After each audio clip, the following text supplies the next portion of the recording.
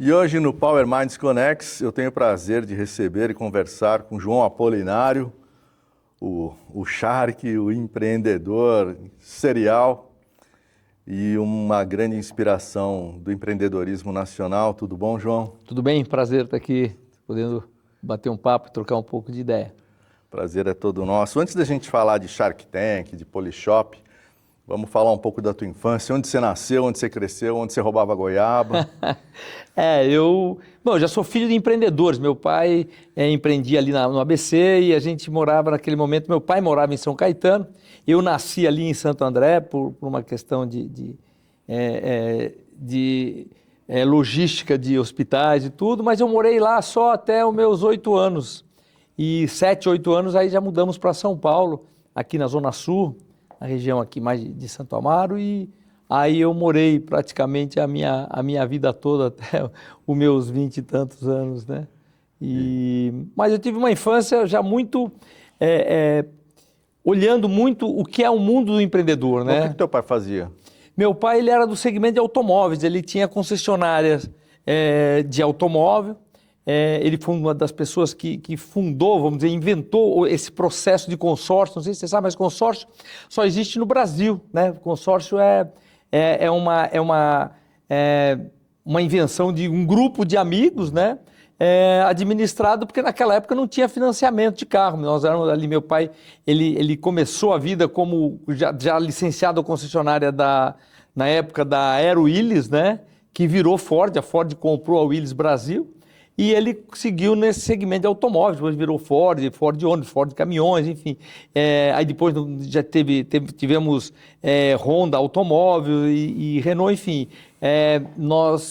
Meu pai ficou nesse segmento de automóvel até o ano de 96, 97. Aí ele vendeu as operações, né?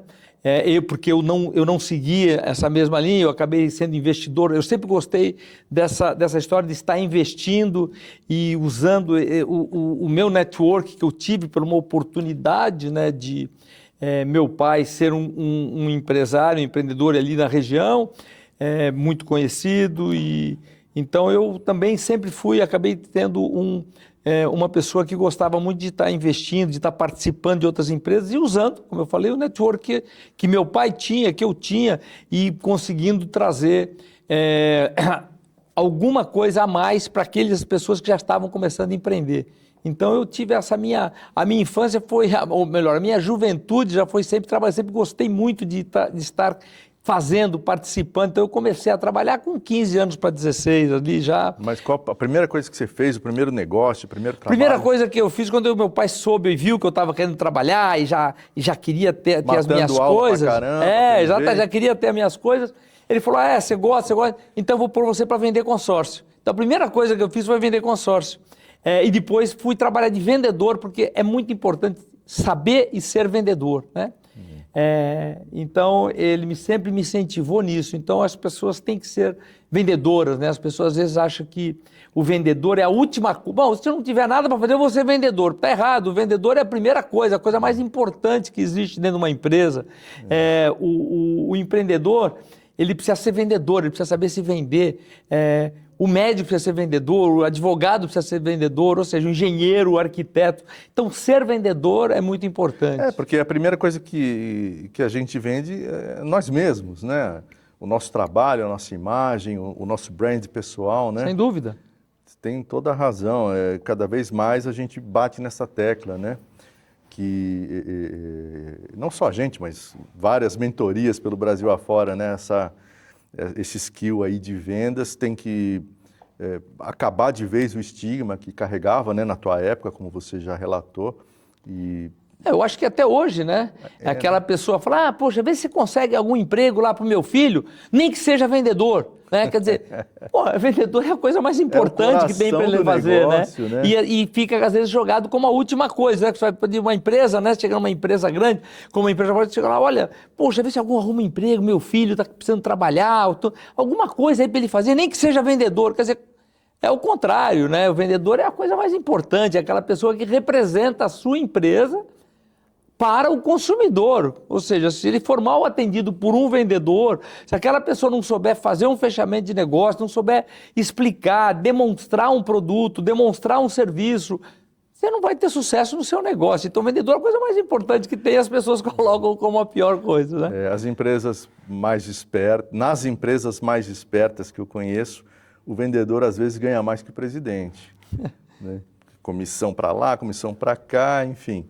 Mas então você já teve uma infância um pouco mais sossegada, não precisava roubar goiaba, dava para comprar na feira, pelo jeito. Eu tive a oportunidade de estudar, tive a oportunidade de ter uma educação, ou seja, eu tive oportunidades que não são tão comuns, né? Um percentual muito pequeno da população que tem por isso.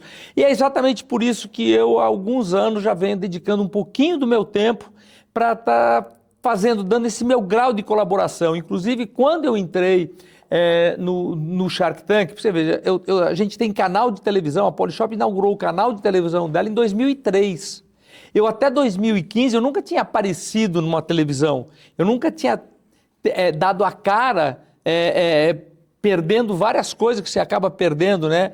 A liberdade de estar meio no anonimato, né? Aquela coisa que te dá privacidade, te dá a oportunidade de você andar tranquilo nos lugares e, enfim, você é uma pessoa comum, né? Então, naquele momento que eu decidi eu dar esse grau de exposição, uma das coisas que considerei foi exatamente essa, de passar um pouquinho aquilo que eu tive a oportunidade de ter, até porque o meu mentor estava ali dentro da minha casa, a minha mentoria era diária, né?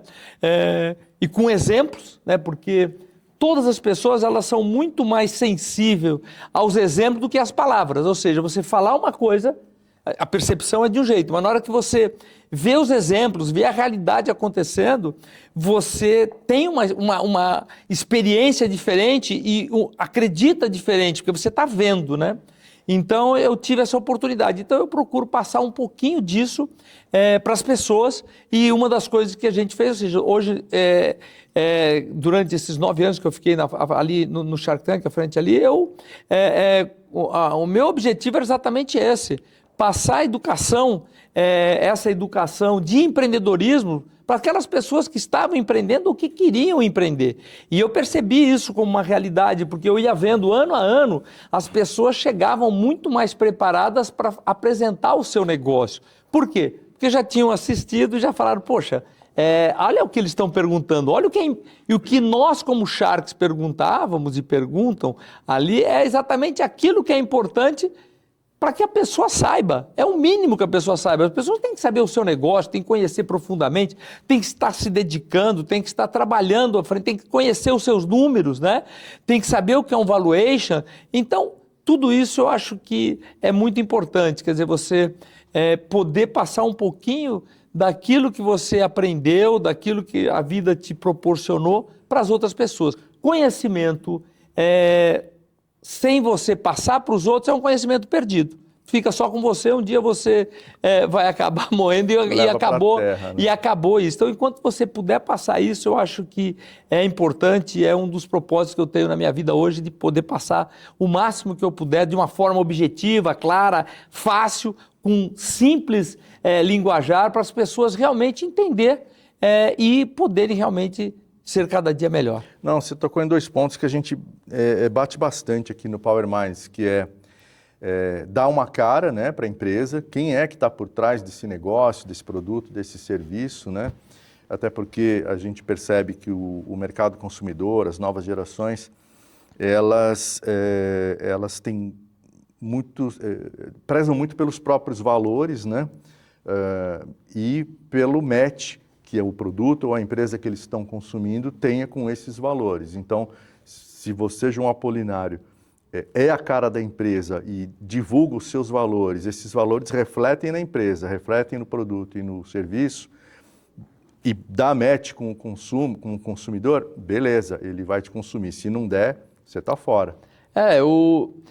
Você falou uma coisa muito... As pessoas querem saber quem está por trás dessa... Não, as pessoas querem saber quem está à frente. À frente, é. Né? Não é mais atrás, era lá, as pessoas iam, pesquisavam e tal. Não, hoje as pessoas querem saber quem está à frente. Você vê as grandes marcas que nasceram nos últimos 20 e poucos anos, você sabe, você pega uma Apple, uma Google, um Amazon, você liga diretamente à pessoa, né?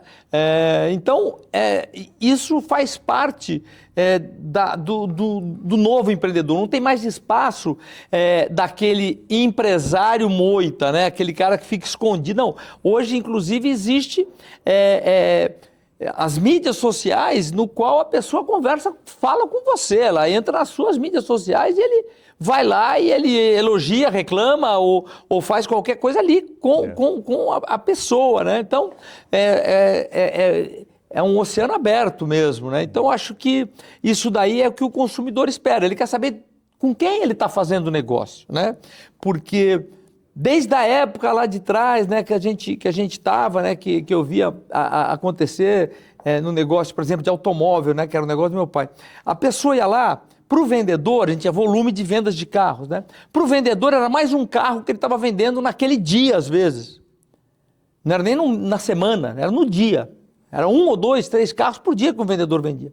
Mas para a pessoa que estava comprando, era o sonho da vida dela. Quem sabe era o primeiro carro zero da vida dela e o último. Era, né? Caro pra caramba. Então, e ainda até hoje, é uma realização, né? Principalmente hoje, lógico, a gente vê uma nova geração aí, já menos focada nessa história, mas ainda tem, né? Ainda é um bem de consumo de desejo, né?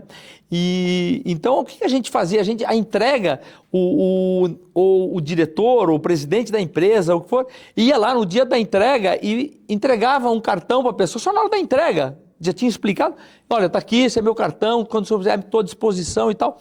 Isso fazia uma diferença gigante, porque a pessoa saía dali com aquele cartão do presidente. Quando meu pai estava lá presente, eu falava, quer dizer, ele ia, né? Eu via isso, e ele dava aquele cartão e ali a pessoa saía e falava, não, eu sou amigo do dono da concessionária. Então isso fazia uma tremenda diferença. E às vezes, até hoje, a gente vê que isso não acontece. E isso eu falo sempre para a minha equipe de venda, em convenções, em tudo. A importância que é ele como gerente, né? Quando está o caso, ele está ali, ele ia lá finalizar, se apresentar, eu sou o gerente. As pessoas estão fazendo a compra e ali para o vendedor, para a loja, é mais um produto de dezenas que ele vende por dia. Mas para a pessoa que está comprando, é o produto que ele está comprando, é uma compra importante, né? Então, esse lado de pessoas é um lado muito importante que eu sempre enfatizo muito, né? Se fala muito do B2C, né? Business to Consumer, do B2B, né? Empresas falando com empresas, e eu sempre bato muito no B2P, que é business com pessoas, né? Pessoas falando com pessoas. Para não esquecer que não é empresa falando com pessoa, é o P2P, é pessoas falando com pessoas. Porque mesmo quando você está fazendo um negócio entre corporações, entre empresas, entre B2B, existe uma pessoa aqui e uma pessoa aqui. Por enquanto, que agora está começando a entrar ferramentas, né, da IA, no qual essas transações, essas negociações já vão começar a ser feitas, inclusive, por ferramentas que não necessariamente precisam ser pessoas. Mas ainda existe o P2P, eu acho que ainda é atualizado. Fiz questão de falar nisso, porque a gente está numa transformação muito grande da empresa também, dentro das empresas do qual eu participo, da inteligência artificial. E então tem algumas coisas que a gente percebe que começa ela substituir aquela operação mecânica, né, onde não precisa ter pessoas, mas onde tem pessoas, que ainda estão muitos departamentos, não dá para você substituir. E você falou também de compartilhar, de transmitir conhecimento, né, transmitir legado, experiências, erros e acertos. Isso também é um pilar do Power Minds Connects, porque a gente acredita que, primeiro, que o empreendedorismo já é e vai continuar sendo o alicerce da economia brasileira. E nada melhor do que, como você falou, pessoas trocando conhecimento, informação, experiências com pessoas para todo mundo, independente do patamar que esse esteja, os dois se juntam, os dois crescem, os dois saem maiores desse encontro, né? Você disse que faz isso, começou a fazer algum tempo atrás, né, essa transmissão de legado. de conhecimento. Como é que você faz isso? Qual é a plataforma, qual é o mecanismo que você compartilha as suas experiências? Olha, bom, além, lógico, da minha mídia de Instagram, de LinkedIn, de Facebook, que são coisas que eu posto toda semana, todos os dias, né, aliás, e sempre falando e focado no empreendedorismo, né, e mostrando cases, mostrando o dia a dia e tal. Eu também tenho o lado meu de mentorias, onde a gente forma grupos e eu faço, agora... No final do ano passado, a gente voltou a fazer a China, então a gente tem um escritório na China, então eu levei um grupo de 25 empresários e empreendedores, que nós fomos para lá e participamos da Feira de Cantão, que é uma feira importante, uma das mais importantes, ou a mais importante do mundo, e também fomos no nosso escritório, sim, uma mentoria local, e sempre para empresários já num nível um pouco mais avançado, que possa buscar isso. E que possa aproveitar isso, né? Porque não é barato uma viagem à China, nada disso, a gente sabe disso. E a gente tem as coisas mais simples, são palestras e tudo, coisas que eu participo e acabo, ou a mentoria mesmo aqui em São Paulo, para poder, de fato, levar um pouquinho daquilo que a gente tem como conteúdo e que, de alguma forma, a gente procura passar isso, não como palestra apenas, mas como exemplos, como case de sucesso, quais são aquilo que realmente deu certo, as minhas crenças, né, no mundo do empreendedorismo, a necessidade do empreendedorismo, quebrar alguns paradigmas, né? A pessoa acha que empreender tem a ver com ser dono, né?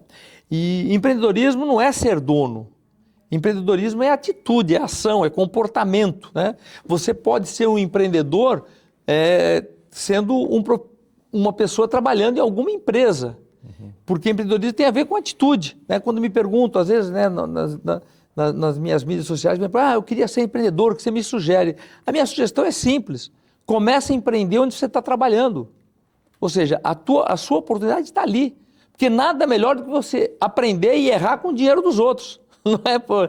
E a pessoa às vezes quer sair e errar com o dinheiro dela.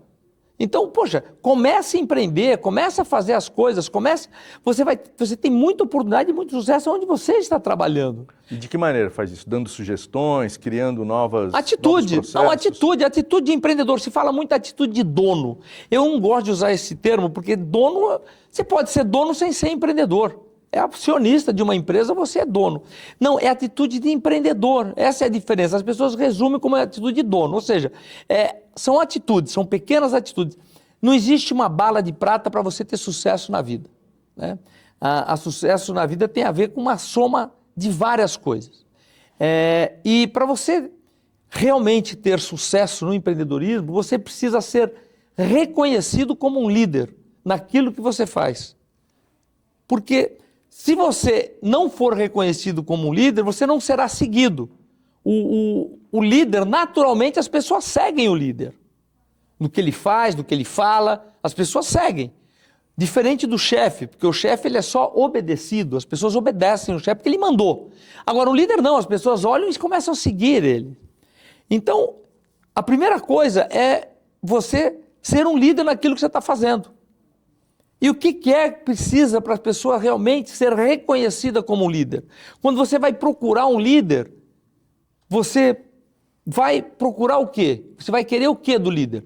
Você vai querer respostas, que ela te ajude a você responder ou tirar dúvidas. Ou seja, o líder é aquela pessoa que tem que ser com o maior conhecimento. O que faz com que eu reconheça aquela pessoa como um líder é o conhecimento que ela tem. Então, o que você precisa para ser um empreendedor? Ter conhecimento. Independente de você ser dono ou não daquela empresa. Porque com conhecimento você naturalmente vai receber o quê? Reconhecimento. As pessoas te reconhecem. As pessoas sentem a necessidade de ter você, te prestigiam. Mas é tudo mérito, meritocracia, é isso. E para você ter conhecimento, é muito simples. Você só precisa de uma coisa, dedicação. Não existe conhecimento sem dedicação. Então é uma escalinha. Liderança, conhecimento, dedicação. você se dedica naquilo que você faz, naquilo naquilo que está ao seu redor, você será reconhecido, você ganhará conhecimento, e com esse conhecimento você será reconhecido naturalmente, não que te puseram lá, como líder. E aí você vai se despontar naquilo que você está fazendo. Tudo isso embalado na atitude. Né? Tudo isso embalado numa atitude de empreendedor, de ação, de você realmente estar... As pessoas reconhecem que você faz a diferença. Agora, nem você nem eu somos nativos digitais, né? Como é que você se acostumou, como é que você aprendeu a lidar com essas mídias todas, com fazer conteúdo todo dia? Tem muita gente que acha meio... Eu já respondi isso, é dedicação, né? Porque quando a Polishop, por exemplo, quando nasceu lá em 99, eu nasci no digital. Era só televisão e e-commerce e um call center para atender. Isso já era o digital, o maior digital que tinha na época. Não existiam as mídias, não existiam as mídias sociais, né? Não existiam muitas coisas, mas isso era o digital da época. E eu me dediquei a isso, a entender esse mercado. Ou seja, o que tem hoje de mais moderno, que é o live commerce, né? Que é o que as pessoas estão vendendo nas plataformas, é o que a gente fazia na televisão. A Polishop faz live commerce desde que ela nasceu. A única coisa é que antes só tinha, a ferramenta era numa televisão. E hoje são as mídias sociais, né? O Instagram, o TikTok, plataformas que te ajudam a você fazer, mas é um canal de televisão. E é o live, porque era ao vivo, e a gente fazia já o ao vivo ali e fazia também a repetição daquilo que se gravava. Por quê? Porque você faz um ao vivo de 1 hora, 2 horas ali do ao vivo, e você consegue saber qual daquele ao vivo teve mais resultado. Quando você saía para edição, ou seja, para você fazer um compacto daquele produto, daquele programa, você vai fazer o compacto como? Baseado no que teve de ligação no call center. Hoje existem outras ferramentas, tem a medição, porque você consegue medir de onde veio, o que veio, qual foi a mídia, mas a gente já fazia isso num mundo digital real da época. Então, eu acho que toda essa adaptação, eu acho que a pessoa diz, não, isso não é da minha, eu não sou nativo digital, não tem essa. É você se dedicar e ganhar conhecimento. Agora, o momento é a IA, né, a inteligência artificial. Nós estamos aí passando por uma transformação, nós estamos dedicando, e as pessoas têm muito medo, né, que, puxa, a IA dentro da empresa vai roubar emprego. Não é nada disso, porque a IA não funciona sem uma pessoa. Você precisa... E existem novas funções, por exemplo, ali nós, nas empresas no qual eu participo mais ativamente, a gente está introduzindo agora um diretor de IA, que é a pessoa que vai estar responsável pela inteligência artificial de todas as empresas, porque estão muitas ferramentas, muitas pessoas usando, mas desordenadamente, e sem saber se está realmente colhendo o melhor fruto disso. Então, como é que você está? Porque eu estou dedicado nisso. Você precisa se dedicar para que você tenha conhecimento. Então, nós estamos ali trabalhando hoje a inteligência artificial, que já é um passo além do digital, da social, porque é uma ferramenta que vai trazer uma velocidade em tudo que está acontecendo dentro das empresas absurda. E as pessoas estão usando ainda, começando a usar ainda muito na pessoa física, né? Mas ela, para uma empresa, ela é extremamente...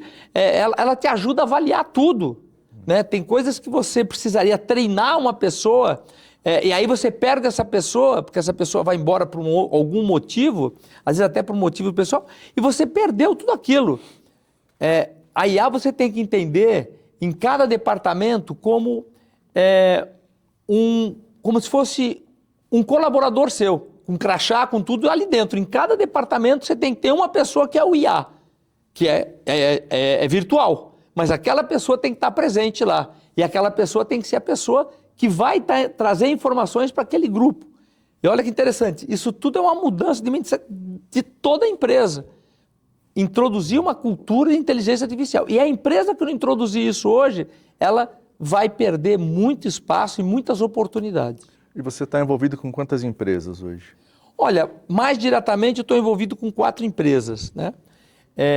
diretamente, que eu digo, são empresas que estão incubadas ali dentro do nosso escritório e que a gente tem lá uma parte ou seja, eu tenho relação semanal com essas 4. E tenho mais outras investidas minhas entre as que eu já entrei, que eu já saí, que tem hoje no balanço final, estamos com 42, eu estou saindo de uma agora, que está tendo uma operação de realização de investimento, até uma delas que fez parte do Shark Tank, e estamos saindo agora, que é normal, né? Ela está está tendo um segundo round de investimento, e eu e outro Shark que entrou, nós optamos em estar saindo até para fazer sentido que isso faz parte do nosso negócio, até porque você tem outras que você acaba investindo e tudo, e sempre aparecendo oportunidade, está sempre olhando essas oportunidades. Né? Uma dessas 4 ainda é a Polishop. Sim.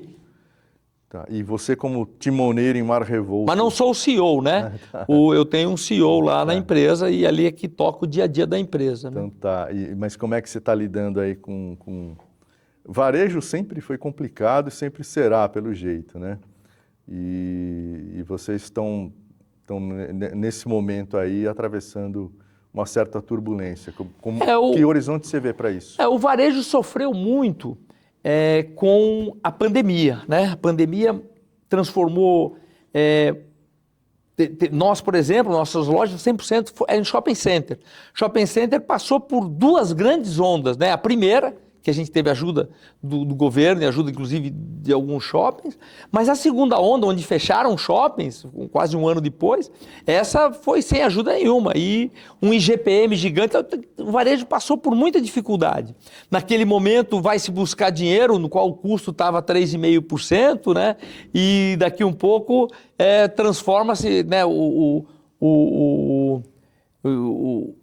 a Selic 3,5%, daqui a pouco caça para 15%, né? Ou seja, subindo gradativamente. Então, todo o varejo, né, a quantidade de empresas que estão com dificuldade, provavelmente empresas que, por que eu digo varejo? Que teve mais necessidade de buscar recursos para passar essas 2 ondas, né, de pandemia, elas acabaram se endividando muito. E quando você tem um crescimento muito grande, mais de 22% ao ano de custo do dinheiro, não é toda empresa que consegue ter esse resultado para pagar esses juros. Então, a gente vê muitas empresas por isso. E no caso específico da Polishop, a gente ainda teve um outro problema, que foi uma discordância entre sócios. Eu tinha um sócio lá que acabou se saindo, então a gente acabou tendo essa, mas isso tudo já passou, mas foi um outro agravante.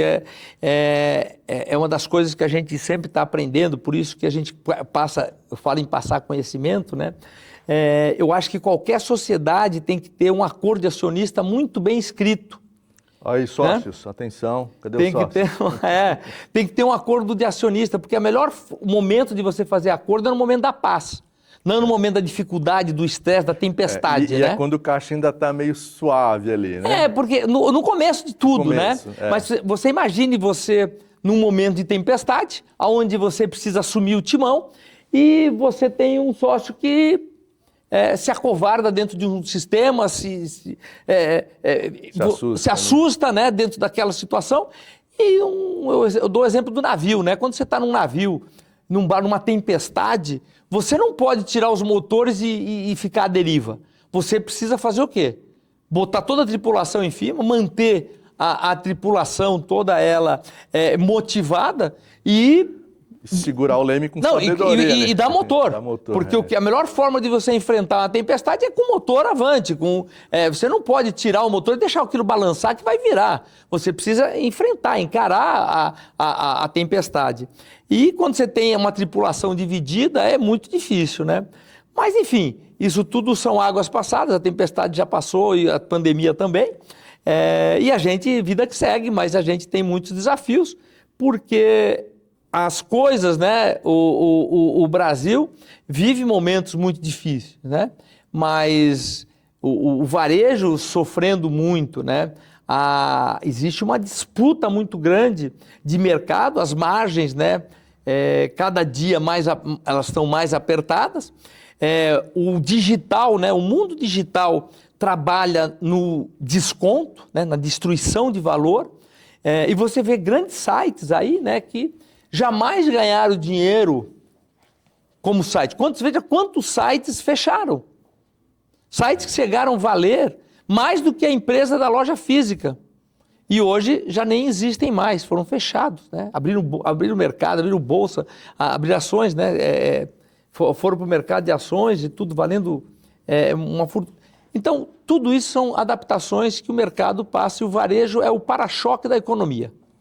Quando a economia vai travar, ele é o primeiro que sente. Quando a economia vai decolar, ele também é o primeiro que sente. Ou seja, ele tanto a batida atrás para ele decolar é a primeira, é o para-choque, né? Tanto na frente como atrás. Então, o que explica isso? É a proximidade com o consumidor e a margem apertada ou é outro fator?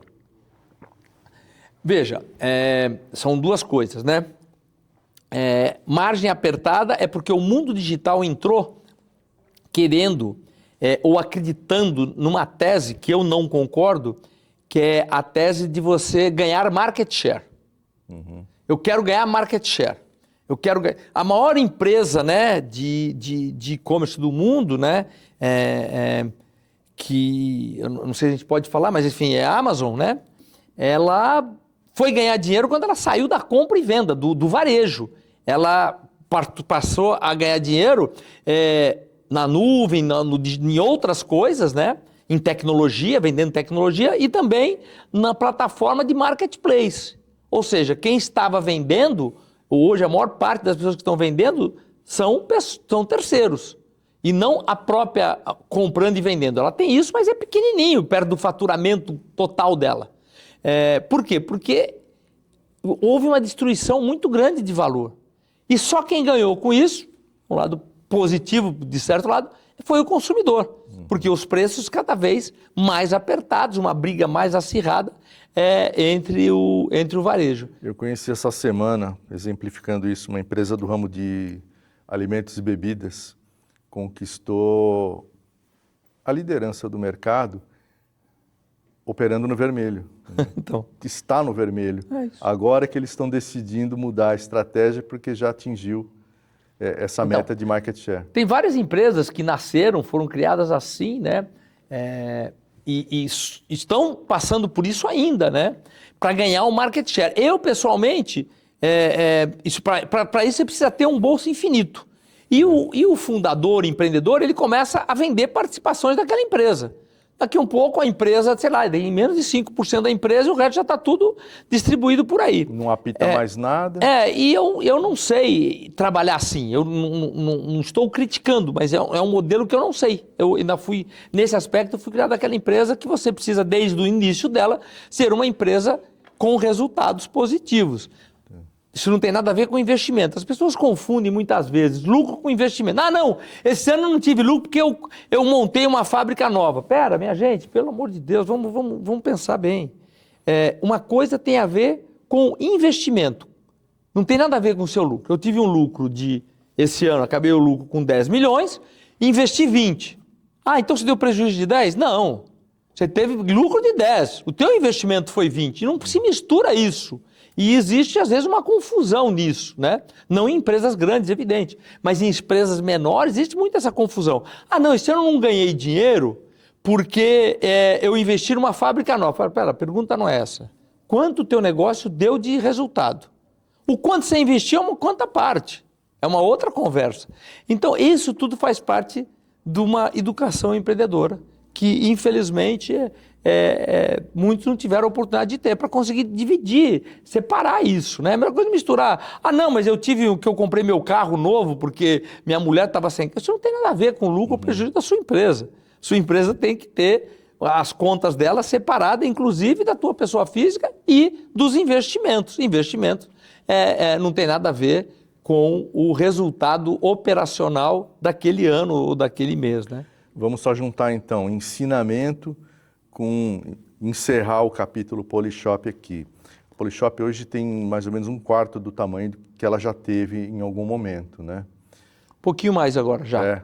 Já deu pouquinho uma mais, Então, que ensinamento você consegue tirar e transmitir, apesar que teve um imponderável que foi a pandemia, né? Sim. Mas dá para tirar algum ensinamento dessa turbulência? Sem dúvida nenhuma. Eu acho que algumas coisas, né?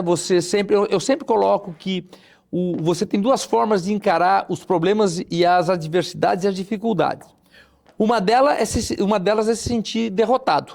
Outra é falar, poxa, eu tive um aprendizado. Então, são muitos aprendizados, né? Eu acho que a derrota só existe quando você desiste. Quando você desistiu, você foi derrotado. Enquanto você é empreendedor, que está à frente do seu negócio e não desistiu, você não sofreu uma derrota. Você está tendo oportunidade de aprender. Foi no máximo um knockdown, né? Você se aprendeu. E, no caso, nós aprendemos muitas coisas, né?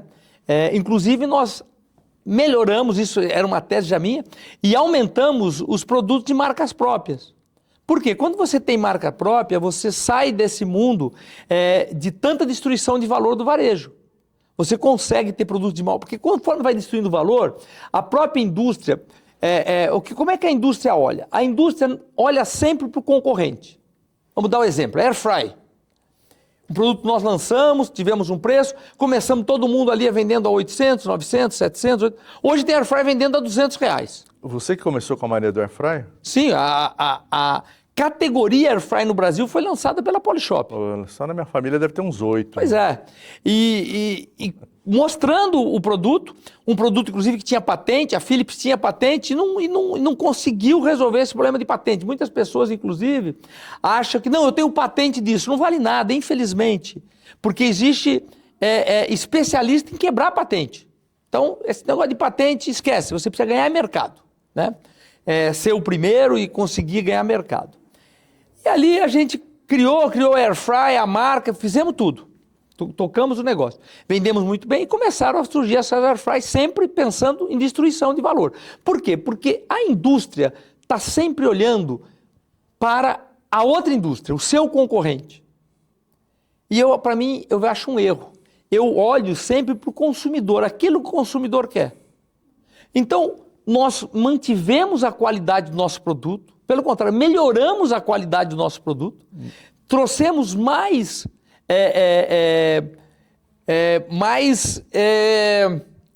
filtros, como é que se fala? Funcionalidades? Mais funcionalidades, exatamente.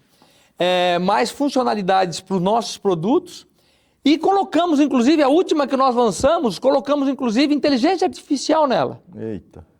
Onde ela te ajuda a você fazer um prato com aquilo que você tem, você coloca lá o que você tem na tua geladeira, ou você fala que você quer fazer um jantar para um amigo, para uma namorada, para uma esposa, o que for, e ela te sugere o quê? Não é um livro de receita, é uma inteligência artificial. E é uma experiência incrível. E a gente colocou. Então eu não pensei o quanto os concorrentes, entre aspas, estarão vendendo o produto no mês que vem. Eu penso o seguinte, o que eu ou você, como cliente, gostaria de ter no seu produto? Então, eu não olho para o concorrente, eu olho para o cliente, que no final é quem vai comprar esse produto. Sim. Então, uma das coisas que eu aprendi, quer dizer, que estamos falando de aprendizado, foi isso, é que a gente precisa se concentrar nisso cada vez mais. E, infelizmente, até por eu estar envolvido mais e ter deixado isso mais na mão de executivos e de sócio ali, perdeu-se um pouco disso, entrou no mundo do varejo. E nós nunca pertencemos a essa caixa do varejo comum, destruidor de valor. Nós sempre trabalhamos com produtos premiums, com produtos de qualidade, com produto realmente que entregava benefício. Produto tem preço, benefício tem valor. É muito importante que as pessoas percebam e entendam, e seja verdadeiro, que o valor que ele vê naquele produto é maior do que o preço. Porque o barato ou o caro é muito relativo. Vou dar um exemplo, né, muito simples para todos entenderem. Você não vai ver uma pessoa entrando numa concessionária de automóveis Mercedes-Benz e falar que aquela Mercedes que ele está olhando ali está muito cara, porque ele acabou de entrar numa concessionária da General Motors ou da Fiat, que tem carros muito bons também, e era muito mais barato. E por que ele não fala isso? Porque ele tem a percepção de valor que aquela marca entrega. Então é muito importante você criar valor na sua marca e nos produtos que você coloca dentro da tua marca. E é exatamente isso que nós sempre fizemos. Deixamos de fazer durante um período e caímos nessa vala do varejo onde está todo mundo destruído. Não tem um varejo bem. Então nós entramos e agora nós saímos de novo dessa vala, trazendo de novo produtos que realmente entreguem benefício, que custa mais caro realmente. Custa mais caro, mas cabe no bolso do consumidor quando você introduz o parcelamento e ele tem muito mais valor. Por quê? Porque as pessoas não querem comprar produto. As pessoas querem comprar aquilo que o produto faz por elas. A tal da experiência, né? A experiência no ponto de venda é a tal do benefício. Porque a pessoa quer... Ninguém acorda de manhã querendo comprar uma centrífuga. Ela acorda de manhã querendo o quê? Tomar o suco, feito na hora, prático, fácil, aonde não vai água. Porque quando você faz um suco no liquidificador, você bebe suco de água, com um pouco de fruta. Mas quando você faz numa centrífuga, você bebe o suco 100% tirado da fruta. Então, o que a pessoa quer é isso. É um suco 100% natural, com facilidade, rapidez. É isso que a centrífuga não vale nada. A centrífuga não tem valor. Porque se ela pudesse usar o liquidificador ou qualquer outro instrumento, ela usaria. Então, o que vale é o suco feito na hora, fácil, de forma rápida. E é isso que eu falo como benefício. É demonstrar isso, criar e mostrar valor naquilo que você está fazendo. Liquidificador, tem liquidificador barato, de qualquer jeito, você vai lá e bate e acabou. Mas você não vai estar tomando a mesma coisa que você está tomando aqui. Você falou da Mercedes, né? Eu convivi aí nos últimos 10 anos com o mercado de luxo, né? O mercado de luxo, por não entrar, a maioria, pelo menos, nessa disputa predatória aí de quem mata o outro primeiro, até que os dois morram eventualmente, por não ter entrado nessa disputa, foi um dos setores que passou pela pandemia, inclusive, mais tranquilamente, né? Conseguiu manter preço, valor, margem, enfim. Subiram o preço, inclusive, né? Subiram, todas as grandes marcas, né? Muitos preços subiram e nunca mais baixaram, né? Não. Subiram os preços, mantêm os preços altos e é objeto de desejo e entregam qualidade, entregam exclusividade e entregam tudo aquilo que esse mercado pede. E você pega mesmo no Brasil, lojas de varejo, principalmente nesse segmento de roupa, de moda, que estão indo bem nesse momento tão difícil, né, onde tem aí esses sites chineses, inclusive, trazendo produtos a preços, e sem impostos, sem nada, a preços muito mais baratos.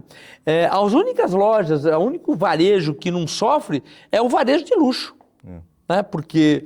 nem aquelas pessoas que viajam acabam não comprando lá fora, porque ela pode comprar aqui em 10 parcelas, no cartão e tal, lá tem que pagar à vista, tem ainda IOF, enfim. Então esse mercado passou muito bem e continua passando muito bem. E não entrou nessa briga, as vendas vão cair, eu vou baixar meu preço. Não, eles têm uma fidelidade ao consumidor. E quando você baixa o preço, você inclusive está destruindo o próprio consumidor.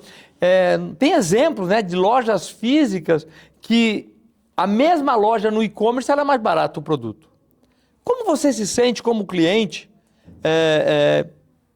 chegar na sua casa, negociou com o gerente da loja, comprou um televisor e seu filho de 15 anos de idade entra lá no site e vê que ele podia comprar 20% mais barato se comprasse pelo site. Enganado, é um desrespeito ao consumidor, é isso que eu não acredito, é isso que a gente não faz. Enfim, mas respondendo a sua pergunta, foram vários aprendizados, né? Vários aprendizados, e não adianta ser só aprendizados, foram aprendizados que nós já desde o ano passado, já introduzimos dentro da empresa, e por isso esse nosso crescimento, esse ano, por exemplo, é um ano que nós estaremos inaugurando uma loja por semana. Serão 50 lojas esse ano, inaugurando lojas que nós tivemos que fechar, porque muitas vezes também, isso é uma outra mensagem para o empreendedor, muitas vezes você precisa dar alguns passos atrás para você voltar a crescer. E foi isso que a gente fez. A gente volta com novas negociações, novas oportunidades, com um novo modelo. Ou seja, a gente se preparou, né, reorganizou a casa para a gente fazer esse crescimento. Primeira vez que eu falo sobre o que nós estaremos fazendo esse ano, porque eu sou daquela pessoa que eu gosto de falar depois que nós fizemos esse ano 50, mas aqui acabei, no nosso bate-papo tão informal, e tão à vontade que eu me sinto aqui agora, que eu acabei falando uma coisa que eu não comentei ainda, não publiquei ainda para a mídia. Não, mas vai dar certo, já deu. Não, janeiro já estamos abrindo 4 lojas, tá. Fevereiro já estamos em obra em 4 outras lojas, ou seja, já estou falando isso porque já é uma realidade, não é que nós vamos chegar no final do ano e vamos estourar, não. Não vai ter milagre, a construção é tijolo a tijolo, é degrau a degrau. E do teu portfólio, qual é a outra menina dos olhos? Olha, a gente tem ali várias oportunidades, eu nem posso falar, porque aí depois eu vou criar um problema lá com os meus sócios, né, qualquer medida. Mas a gente tem lá 3 empresas que eu estou bem dedicado. A Decorcolor já é um case de sucesso, né, uma empresa muito nova, no qual foi um investimento lá no Shark Tank, que foi ali naquele momento o maior investimento do Shark Tank, né, e é uma fábrica de tintas focada na decoração. E eu usei o mesmo conceito da Polishop.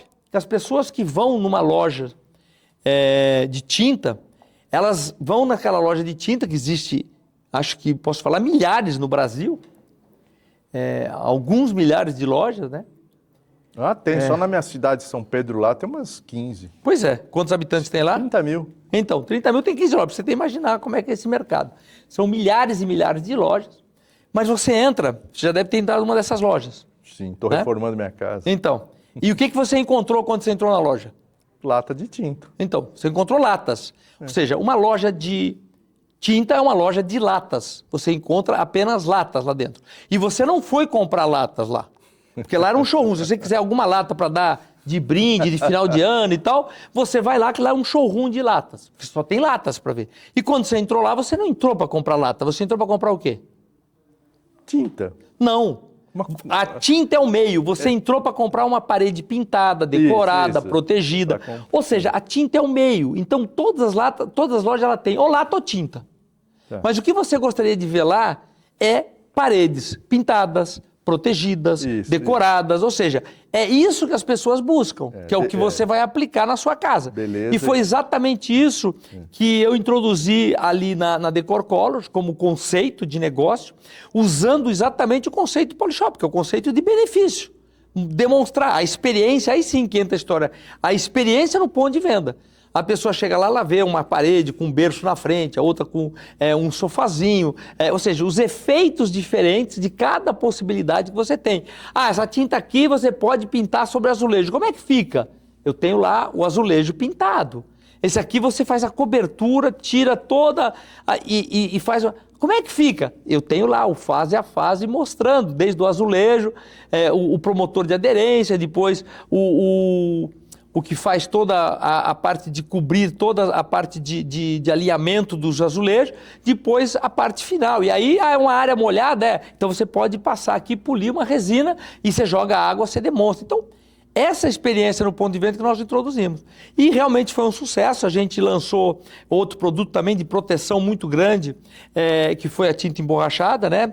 Já existia no mercado a borracha líquida, né?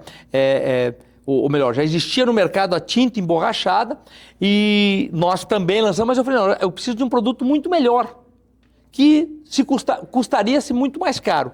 Mas resumindo o assunto, o que aconteceu? Aí todo o mercado já tendo e ninguém comprando quase a tinta emborrachada, nós lançamos um produto com muito mais qualidade e demos o nome de borracha líquida. Como o caso da Airfry, todo mundo vem copiando. Mas a nossa, ela tem uma qualidade bem diferente, porque nós não economizamos matéria-prima para fazer aquela tinta. Porque a tinta é a base de água e resina. A resina custa caro, a água custa barato. Então, para você ter uma tinta de maior qualidade, é só você aplicar muito mais resina, no caso da borracha líquida. E lógico, e outros ingredientes, que é a hidrorrepelência, tudo isso é feito ou seja, tem uma receita, como uma receita de bolo. Então, a gente lançou um produto que realmente foi um estouro e com uma aceitação muito grande, principalmente num país que tem 8 mil quilômetros de praia, né, de litoral, onde a umidade é muito grande, né, onde as casas sofrem com sol e umidade. Essa é uma tinta com muito mais durabilidade, muito mais resistência, cobre as microfissuras, né, que é normal. Eu vou ter que me informar, porque o pedreiro já falou, olha, aqui tem que ser tinta emborrachada nesse muro, naquela parede, não sei aonde. Você sabe, tem uma outra coisa que a gente passa para nossas lojas, né? Que as nossas lojas passam para os nossos clientes, que é o seguinte: quando você vai pintar uma casa, você tem um investimento para isso, que é mão de obra, preparação, material e tinta. Material que eu digo, lixa, massa e tudo. E a tinta? A tinta representa menos de 20% da pintura da casa. E as pessoas resolvem economizar na tinta. E é a coisa menos inteligente que existe. Por quê? Porque o que vai dar o resultado de todo o trabalho feito e a durabilidade não é na massa, não é na lixa, não é no pincel, não é no pintor. Lógico que é importante o pintor também, mas é no produto que ele aplicará. Então a pessoa vai aplicar uma tinta barata, não faz sentido nenhum, mas as pessoas não param para pensar nisso. E as nossas lojas têm essa demonstração e essa explicação para a pessoa. Da importância que é você aplicar realmente tinta, tanto interna, externa e tudo, cada coisa para o seu lugar certo, com tintas de qualidade. Ela é um pouquinho mais cara? Ela é. Porque ela é premium, é um produto premium. Mas, e não somos só nós que fazemos, tem outras marcas que fazem produto, mas aí nós vamos estar na mesma faixa, mais ou menos, de preço ali. Mas ela vai ter a durabilidade, a aplicabilidade, tudo melhor, entendeu? Inclusive profissionais de pintura sabem disso, porque quando ele usa uma tinta de qualidade, ele com 2 demãos resolve, por exemplo. Quando é uma tinta de má qualidade, ele às vezes precisa dar 4 demãos.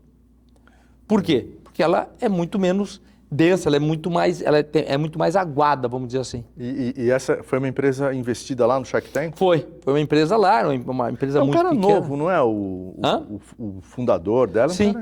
Eu acho que a gente foi apresentado num evento lá no Cidade Jardim. Sim, foi. Né, que estava o Amaral, o jogador, a turma jogando pôquer ali. Exatamente. Ele estava lá conosco, lá, né? E ele já era do segmento de tinta, ele era tinteiro, que eles chamam, né? Já é do segmento de loja, já tinha loja. Toda pessoa que tem uma loja de tinta, o sonho dele é ter uma fábrica de tinta, né? E por quê? Porque ele percebe os custos e ele poderia produzir uma tinta muito mais barata. Todos eles pensam assim, ele estava nesse caminho também. E não um produto de muito mais qualidade. Entendi. Eu chamo isso do síndrome do vira-lata, né? Porque ele não acha que ele pode ter um produto de melhor qualidade do que uma marca reconhecida mundialmente ou de grandes empresas. Pode ter sim, você pode fazer um produto melhor, você pode ter um produto premium, mesmo você sendo uma pessoa pequena. E foi isso que a gente fez.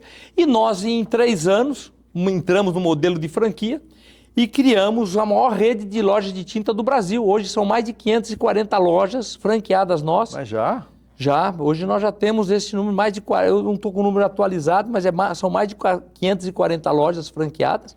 Estamos do zero, nós saímos, e hoje somos acho que é 43ª ou 32ª, eu também não vim preparado para isso, maior rede de franquias do Brasil. Eita. Né?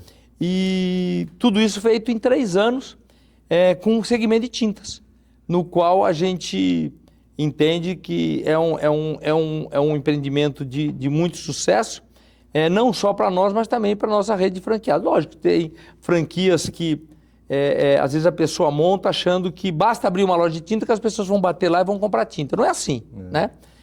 Isso é uma coisa importante, né? Até para as pessoas que estão aí nos assistindo, nos ouvindo. Qualquer negócio você tem que estar à frente, liderando, trabalhando, né?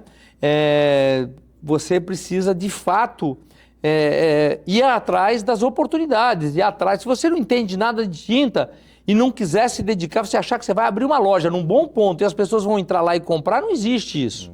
Você precisa pegar um gerente que já era do segmento, vendedores que já são dos segmentos, para vir integrar a sua equipe, você ir conversar com grandes empreiteiros, com construtores, com pintor, fazer evento com pintores todos os finais de semana, um café da manhã na sua loja. Ou seja, isso faz parte do mundo, no universo do tinteiro, que é as lojas de tinta. Eu te falei que lá em São Pedro tem umas 15 lojas e estão muito perto de uma das maiores, estão construindo lá um estabelecimento que obviamente vai ser comercial, né? Pé direito alto pra caramba, você vê ali que tem um mezanino, não sei o quê. Eu falei para minha mulher, acho que isso aí vai ser uma loja de tinta. Pelo jeitão, vai ver que é mais uma franquia. Bom, eu não tenho essa informação se a gente tem loja em São Pedro. É Águas de São Pedro? São Pedro. São Pedro. Tem Águas e 5 km para frente tem São Pedro. Ok. Eu não sei se a gente tem loja. Eu sei que ali perto a gente tem Mogi Mirim, Mogi Guaçu. Perto lá, a grande é Piracicaba. Piracicaba? Enfim, a gente tem... Piracicaba com certeza tem. Eu não sei mais perto ali, quantos quilômetros está de Piracicaba? 30. Bem perto. Não, mas eu conheci o rapaz lá, já vou ficar amigo dele, vou pedir um descontinho ali já. Lógico. Fica tranquilo. Lógico, pô.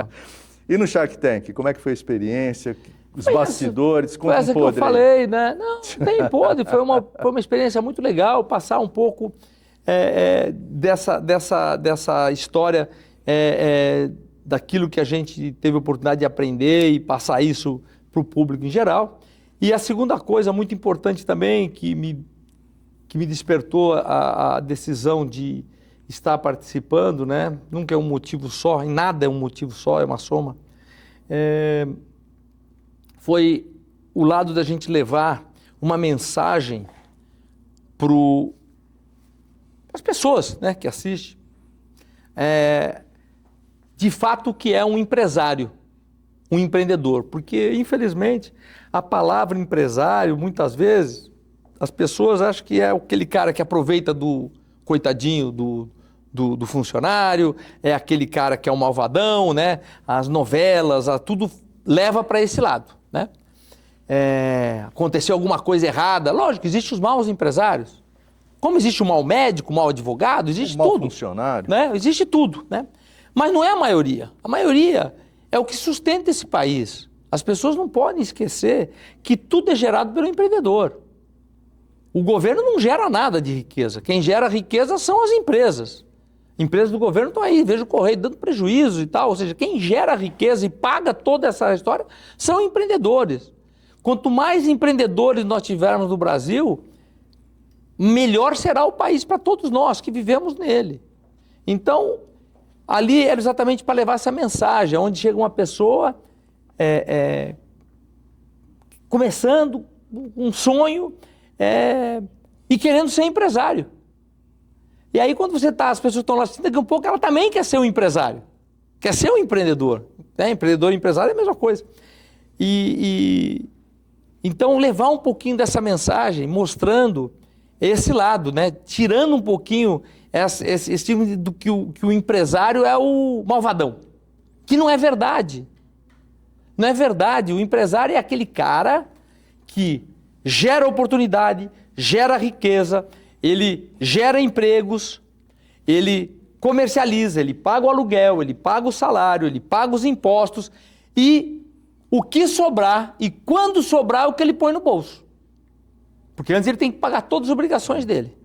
Então, essa mensagem é uma mensagem que aquele programa ele leva todos os dias para as pessoas. E isso eu entendo que foi e é muito importante para as pessoas entenderem um pouco mais e sair um pouco dessa caixinha de achar que o empresário é aquele cara que, aproveita da gente, né? Porque não é isso, pelo contrário. Vai ver as dificuldades, os problemas e as noites sem dormir, as 24 horas por dia que às vezes as pessoas passam para conseguir manter o seu negócio em pé, o seu negócio, porque dificuldade todo negócio tem. Porque nada garante que você vai chegar no final do mês e vai ter o teu dinheiro na tua conta a não ser um CLT. A única que vai ter garantia é isso, o resto não. Eu conheço pessoalmente, né, o Caíto Maia, o Semenzato, a Carol, a Camila Farani também, que passaram por lá. Você falou do malvado. O Caíto, pelo menos comigo, é super bonzinho. E no programa eu acho que alguém mandava ele ser um pouco mais malvado ali. Alguém te mandava ser um pouco mais malvado também? Não existe isso. Pelo contrário, o Caíto, eu não acho que o Caíto seja... O Caíto ele é muito autêntico, muito espontâneo, né? Ele é muito expressivo, né? Então ele vai falando logo, mas... E a única coisa que existe, né, como no meu caso, existe a edição. Na edição, você pode editar, fazer os cortes de uma forma que dê um pouco essa impressão. Mas, na verdade, não era a intenção de nenhum de nós. Quer dizer, não, você, João, parece um cara muito sério. É porque eles editam dessa forma, eles pegam cenas de você mais sério, mais pensativo e tal. Então, esse é o modelo da edição, porque é um programa de televisão. Ele é real, é um reality show, mas ele é um programa, é um show, né? Sim, sim. É reality e show. Então a gente não pode esquecer que ali eles estão fazendo, né? A Sony, que é dona do programa, ela tem que fazer aquilo ser um show, porque isso atrai pessoas, isso dá audiência. Então ela faz esse trabalho, exato. Tem o antagonismo. Exatamente. Agora, eu acho que todos ali, eles são reais, são empreendedores reais, falam real, cada um no seu estilo, evidente. E o Caio tem o estilo dele, a Carol Paiva tem o estilo dela, a Camila tem o estilo dela, o Semenzato tem o estilo dele. E cada um trabalha dentro do seu estilo, isso é normal. E é onde mostra a realidade, né, do reality, do show que é o programa. Maravilha. A gente tem um quadro no programa que é Caixa Preta, a Caixa Preta do empresário brasileiro. A gente vai tentar mergulhar um pouco mais fundo agora nos teus insights, nos teus conhecimentos, nos teus sentimentos até como empresário, como pessoa. Vamos lá?